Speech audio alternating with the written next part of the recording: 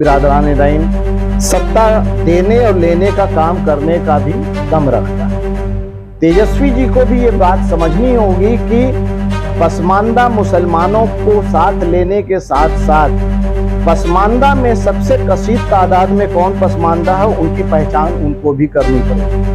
मैं उन्हीं पे छोड़ता हूं कि उनकी नजर में हमारी हैसियत जितनी है उस हिसाब से तो अगर बीजेपी से कोई ऑफर आता है और हमारे समाज के लिए कुछ करता है तो समाज हित में मुझे उनके साथ भी जाने में कोई आपत्ति नहीं।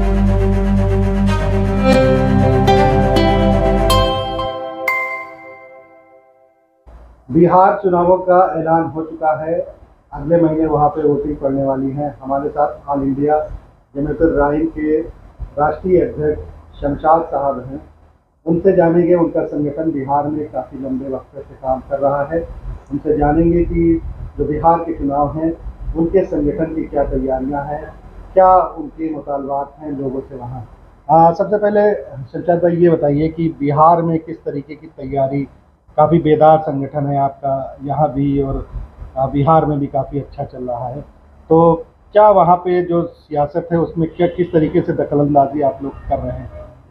सबसे पहले तो मैं बिहार की जनता को मुबारकबाद देता हूं कि एक लंबे समय के बाद चुनाव की डेट आ गई है और उम्मीद करता हूं कि इस बार पूरी पारदर्शिता के साथ चुनाव आयोग वहां का इलेक्शन कराएगा। जहां तक हमारे संगठन की बात है तो ये पूरा भारत जानता है कि हमारा ऑल इंडिया जमीयत-उर-रहमान हमारा जो संगठन है हमारी बिरादरी का, ये बिरादरी बिहार में बहुत कसीद तादाद में रहती है। बिहार, यूपी, महाराष्ट्र, मध्य प्रदेश, राजस्थान, ये ऐसे प्रदेश हैं जहां हमारी बिरादरी का वर्चस्व है और मुस्लिम आबादी का सबसे बड़ा हिस्सा इन प्रदेशों में माना जाता है। लेकिन अफसोस की बात कि इस बिरादरी को अभी तक कोई पहचान किसी भी राजनीतिक दल ने नहीं दी है। इसी जद्दोजहद में हम लोगों ने अपनी टीम को, जब से मैं राष्ट्रीय अध्यक्ष बना है ऑल इंडिया जमीयत-उर-रहमान का, तो मैंने सबसे ज़्यादा फोकस इन्हीं सब बातों पे किया कि किसी तरह से बिरादरान रहीम को जो है पहले पायदान पे लाया जाए, उनका एक प्लेटफॉर्म तैयार किया जिसमें हम काफ़ी हद तक कामयाब भी हुए। जितने भी प्रदेशों में हमारे संगठन मजबूती के साथ काम कर रहा है उसको बहुत हद तक ज़्यादा से ज़्यादा मजबूत किया गया। बिहार और उत्तर प्रदेश को ख़ास तौर से ये भी एक खुशी का मौका है कि जहां बिहार में अभी पिछले साल तक कह लें कि कुछ बिखराव दिख रहा था हमारी टीम में, हमारी लोग जो बिरादरान रहीम के अलग अलग खेमों में बटे हुए थे, उनको हमने, हमारी टीम ने, बिहार की टीम ने एक करने की पूरी कोशिश की और उसमें हम लोग कामयाब हुए। अल्हम्दुलिल्लाह आज बिहार, पूरा बिहार एक प्लेटफॉर्म पे है बिरादरान रहीम और किसी भी सत्ता को सत्ता देने और लेने का काम करने का भी दम रखता है। लेकिन इन बातों को समझना राजनीतिक दलों के लिए बहुत ज़रूरी है। बिहार में जहाँ तक देखा है हमने तो तेजस्वी यादव का एक बड़ा समूह है, वो काबिल भी हैं, आने वाला वक्त उनका दिखाई भी दे रहा है। लेकिन तेजस्वी जी को भी ये बात समझनी होगी कि पसमानदा मुसलमानों को साथ लेने के साथ साथ पसमानदा में सबसे कसीद तादाद में कौन पसमानदा है उनकी पहचान उनको भी करनी पड़ेगी। इसी सिलसिले में हमारी प्रदेश के कार्यकर्ताओं ने, प्रदेश के टीम ने अभी कुछ दिन पहले एक ज्ञापन भी दिया है, न केवल तेजस्वी जी को बल्कि बिहार में मौजूद सभी राजनीतिक पार्टियों से के लीडरों से मिलकर के हमारे संगठन के लोगों ने ज्ञापन दिया है कि जहां भी हमारी बिरादरी के लोग ज़्यादा हैं, रहीम बिरादरी के, वहां कम से कम उनको टिकट की दावेदारी उनकी मंजूर की जाए, उनको टिकट दिया जाए ताकि हम सदन में अपनी बातों को मुस्तैदी के साथ रख सकें। कितने टिकटों की आप लोग डिमांड कर रहे हैं सभी पार्टियों से? देखिए, मौजूदा हालात किसी से छुपे नहीं हैं। जिस तरह से सांप्रदायिक माहौल को बना दिया गया है पूरे देश के अंदर, उस तरह से बिहार में भी सांप्रदायिक माहौल को क्रिएट करने की पूरी कोशिश कर रही है। ऐसे माहौल में हम बहुत ज़्यादा सीट का हम गुंजाइश वो मांग नहीं करते हैं। हम नहीं कहते हैं कि हमें 20 सीट दे दो, 25 सीट दे दो, 30 सीट दे दो। हमें इससे कोई डिमांड हम किसी भी लीडर से नहीं करते हैं।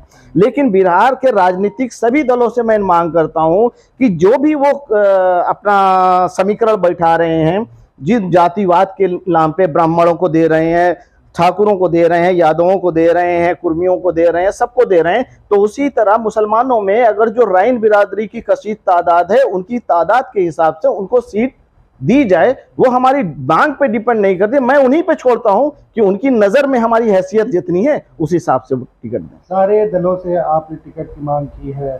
मौजूदा जो वहाँ की सरकार है, 5 साल से है वहाँ पे नीतीश सरकार, तो कितने उनके कामों से आप लोग सहमत हैं जो आप लोगों के लिए किए गए हैं, कुछ किया गया है? देखिए, काम की जहां तक पसमानदों के हक की बात है तो बोला तो सबने, लेकिन जमीनी स्तर पे मैं किसी से संतुष्ट नहीं हूं, किसी से संतुष्ट नहीं हूं। इन जो विपक्ष की पार्टियां हैं उनसे भी नहीं? मैं किसी से संतुष्ट नहीं हूं, क्योंकि जितना तेजस्वी जी की बात करें तो तेजस्वी जी को लालू प्रसाद यादव के एक लंबा वक्त मिला सत्ता भोगने का, लेकिन उस बीच अगर जो उनको भी याद होगा तो हमारे सबसे पुराने लीडर गुलाम सरवर साहब हैं, जो हमारे कायदे आजम कहे जाते हैं।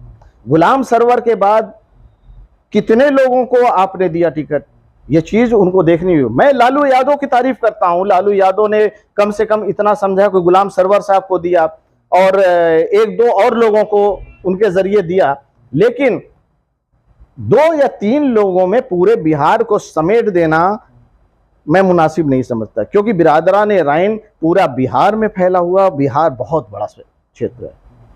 और भी वहाँ कई पार्टियां हैं, स्वराज पार्टी है जो पीके, सबके अपने अपने चीजें हैं, सबकी अपने अपने मुद्दे हैं, लेकिन हमारे अपने अलग मुद्दे हैं।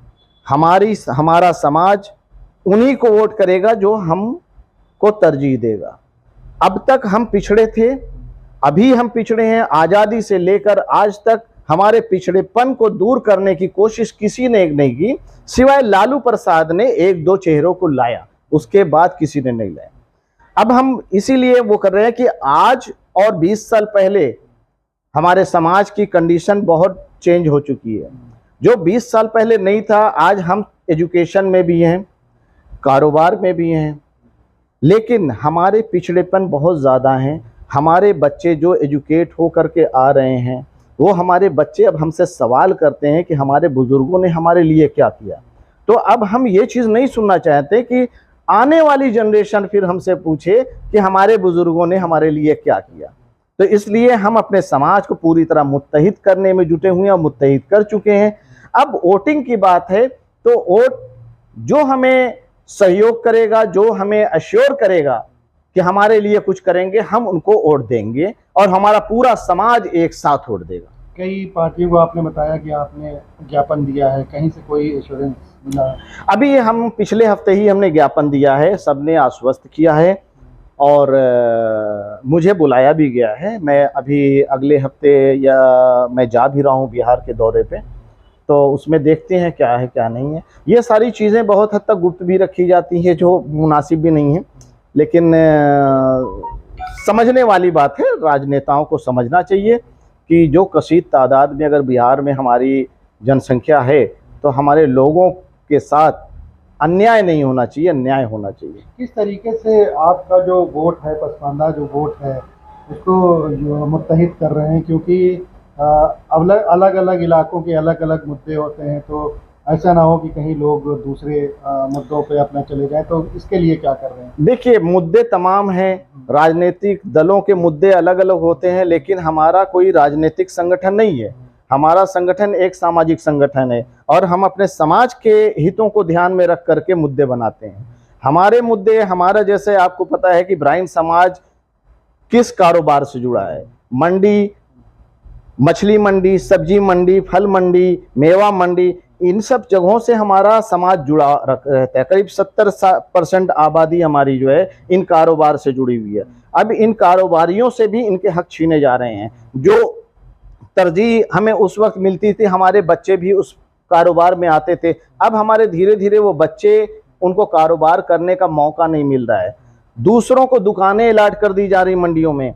मंडियों से लेकर के अभी तक जो भी न्यूज़ हमारे पास आती है, तो किसी तरह की सरकारी सुविधाएं नहीं दी जा रही हैं, किसी तरह के लोन उनको नहीं दिया उनके कारोबार को बढ़ाने के लिए, बच्चों के एजुकेशन के लिए कुछ सरकारें नहीं सोच रही हैं। तो हमारी डिमांड यही सब है, और हम खुद भी अपने बच्चों के लिए, अपने कारोबारियों के लिए ये सब चीज़ों पे ध्यान दे रहे हैं। उनके लिए हमारा संगठन वर्क कर रहा है। पिछले कई मौक़ों पे प्रधानमंत्री ने भी पसमानदाओं का नाम लिया, उनके लिए दावे किए। कितना उनसे संतुष्ट हैं और क्या लगता है कि उनकी बातों में कुछ दम है?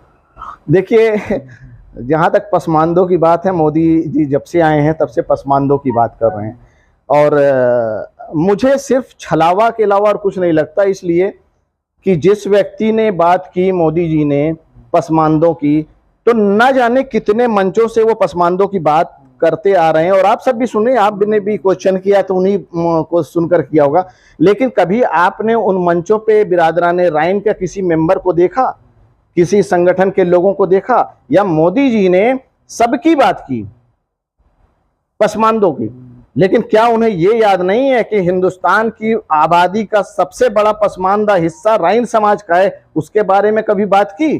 तो ये सब एक छलावा है, एक चुनावी मुद्दे हैं, चुनावी बोल हैं।